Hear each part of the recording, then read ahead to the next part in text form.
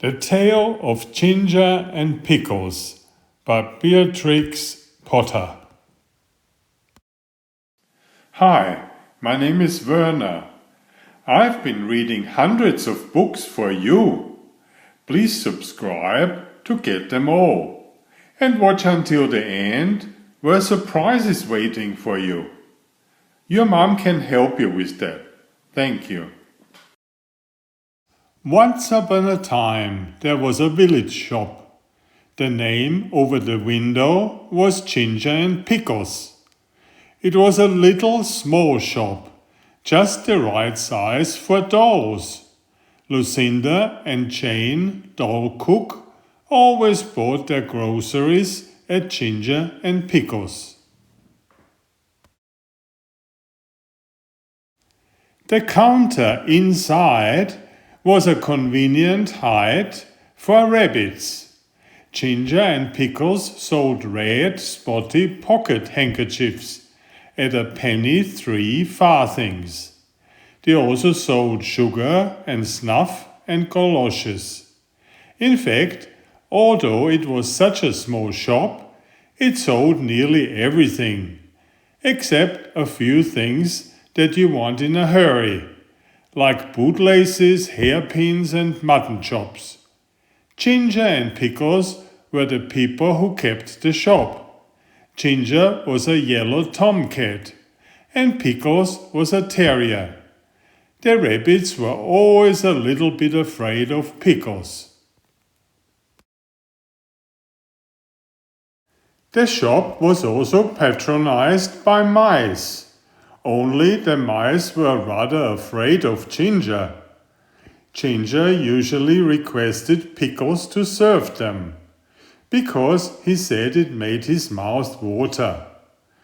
"I cannot bear," said he, "to see them going out at the door carrying their little parcels." "I have the same feeling about rats," replied Pickles. "But it would never do to eat our customers. They would leave us and go to Tabitha Twitchit's." "On the contrary, they would go nowhere," replied Ginger gloomily. Tabitha Twitchit kept the only other shop in the village. She did not give credit. Ginger and Pickles gave unlimited credit. Now the meaning of credit is this. When a customer buys a bar of soap, instead of the customer pulling out a purse and paying for it, she says she will pay another time. And Pickles makes a low bow and says, "With pleasure, madam," and it is written down in a book. The customers come again and again and buy quantities, in spite of being afraid of Ginger and Pickles. The customers came in crowds every day and bought quantities, especially the toffee customers. But there was always no money. They never paid for as much as a pennyworth of peppermints. But the sales were enormous, 10 times as large as Tabitha Twitchit's. As there was always no money, Ginger and Pickles were obliged to eat their own goods. Pickles ate biscuits, and Ginger ate a dried haddock. They ate them by candlelight, after the shop was closed. But there is no money in what is called the till.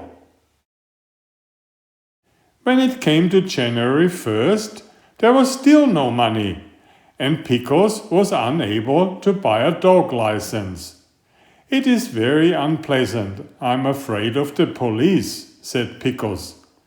"It is your own fault for being a terrier. I do not require a license, and neither does Cap, the collie dog."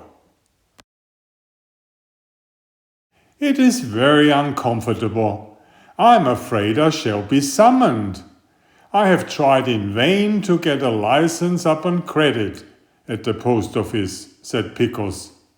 The place is full of policemen. I met one as I was coming home. Let us send in the bill again to Samuel Whiskers, Ginger. He owes 22.9 for bacon. I do not believe that he intends to pay at all, replied Ginger. And I feel sure that Anna Maria pockets things. Where are all the cream crackers? You have eaten them yourself, replied Ginger. Ginger and Pickles retired into the back parlour. They did accounts. They added up sums and sums and sums. Samuel Whiskers has run up a bill as long as his tail. He has had 1 3/4 ounces of snuff since October.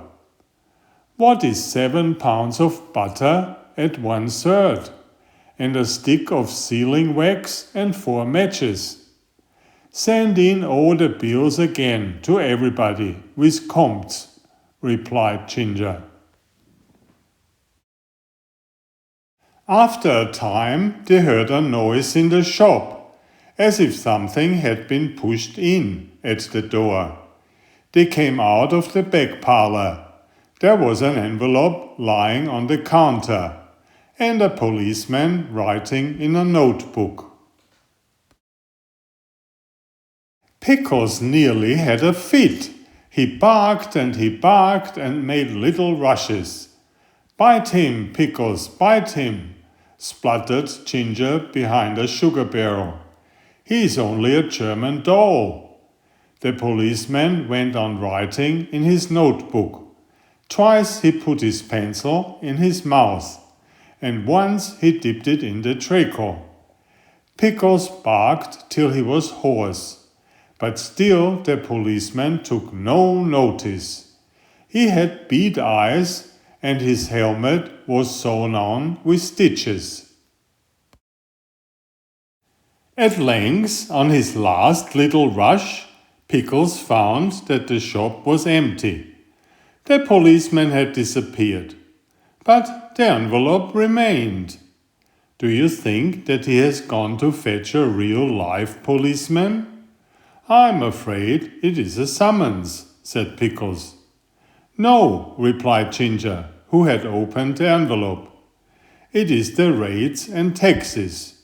£3 19 shillings 11 3/4 pence. This is the last straw, said Pickles. Let us close the shop. They put up the shutters and left. But they have not removed from the neighborhood. In fact, some people wish they had gone further. The closing of the shop caused great inconvenience.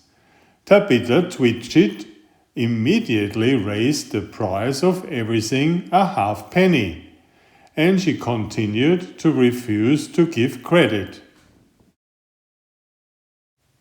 Pickles is at present a gamekeeper.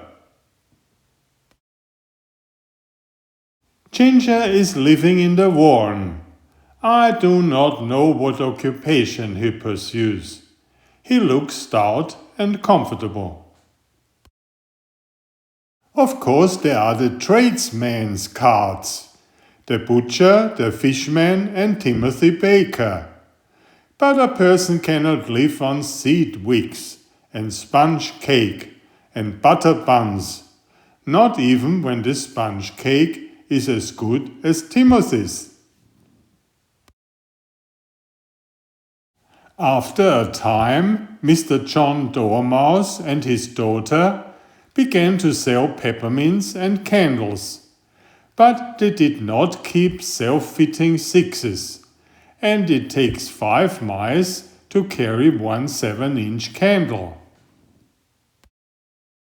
Besides, the candles which they sell behave very strangely in warm weather, and Miss Dormouse refused to take back the ends when they were brought back to her with complaints.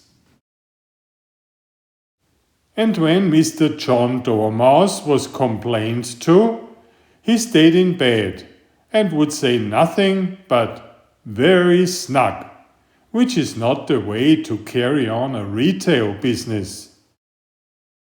So everybody was pleased when Sally Hennypenny sent out a printed poster to say that she was going to reopen the shop. Henny's opening sale, grand cooperative jumbo, Penny's penny prices, come buy, come try, come buy. The poster really was most enticing. There was a rush upon the opening day. The shop was crammed with customers, and there were crowds of mice upon the biscuit canisters. Sally Hennypenny gets rather flustered when she tries to count out change, and she insists on being paid cash. But she is quite harmless. And she has laid in a remarkable assortment of bargains. There's something to please everybody. The end. Enjoy my new series Oliver and Jumpy. 19 video books with about 500 pictures. There's text, but I also read it aloud for the younger children. I have written 65 stories and had them illustrated at great cost for your children's fun. Oliver is an elegant tomcat and Jumpy is his lady friend. Oliver loves to ride in Jumpy's pouch when they go for adventures together. Please find a link to the first book in the description of this video. Please always subscribe and like if you find my effort interesting. Thank you so much.